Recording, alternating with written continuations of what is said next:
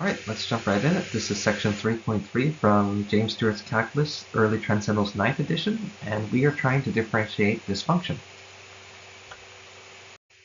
Okay, so we have to remember what this question is asking for. It's asking for the derivative of y, and there's two things worth mentioning here. First, we see that there is a fraction, which means we are going to have to use the quotient rule. The second thing is we see that there is a multiplication between two things involving t, which is your indication you're also going to need the product rule.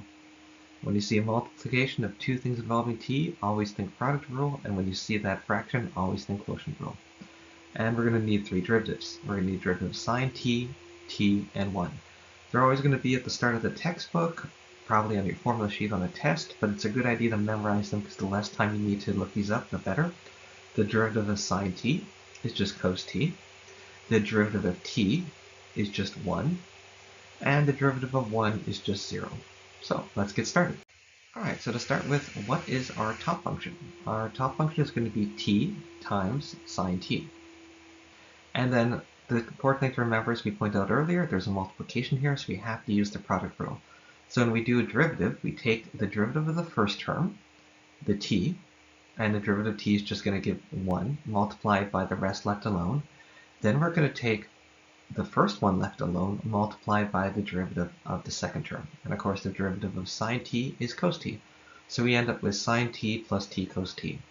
And the bottom function is simply 1 plus t, and the derivative of that is very easy because the derivative of 1 is 0, and the derivative of t is just 1. So that just simplifies to 1.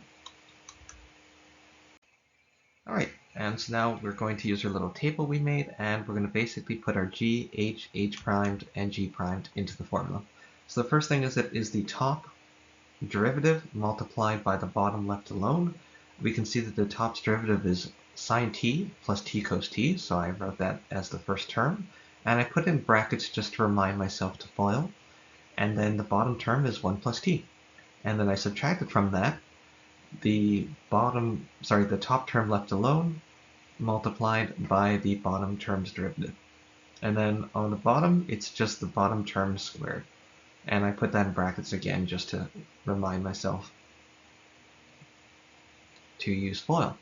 So the next part here is I start to basically do the foiling process. So I'm going to start with this 1, and I'm going to multiply it by both terms. So you can see my first term is just sine t, because 1 doesn't change anything. My second term is t cos t, because once again multiplying by 1 doesn't change anything. And then I have to multiply this t inside. So the first term becomes t sine t, and the second term becomes t squared, because it's t times cos. And then finally I just rewrite that minus t sine t that was there at the end, and I just drop the 1 because there's no point in writing again. Now I can simplify a little bit, because if you look, there's a positive t sine t and a negative t sine t. And if you know from basic math, if you add 6 and you subtract 6, you haven't changed the number at all. So we can just cross these off. And so now here, we are one line further down, and the question is, do you see any terms that are common that you can factor here to make this a little bit simpler? And you might have noticed that both of these two terms on the right, they both have coses in them. And they also have something else in them, which is they both have a t. So we can factor out a t cos from this expression. And so the next line, all that I've done is I've just factored out this t cos, and I've put what the remainder is in the brackets.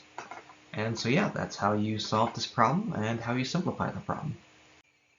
If you guys enjoyed this problem, I think I have another 23 or so videos that should show up in the playlist here, and there should be a recommended video on the right as well, or on the left, sorry. Anyways, thank you very much and have a good day, guys.